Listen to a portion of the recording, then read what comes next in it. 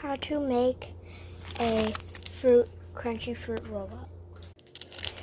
And you open up the fruit roll-up and you get the fruit roll-up, of course.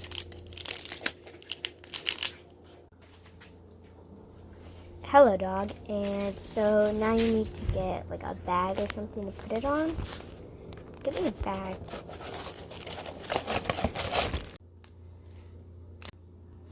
And now put the fruit roll-up on there.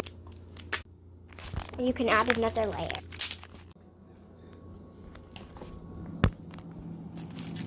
Okay, now put it in the freezer. Goodbye. See you in like a couple minutes. Oh. Oh, look. It's ready. Okay, so now you're gonna... Oh, shoot, we're out of time.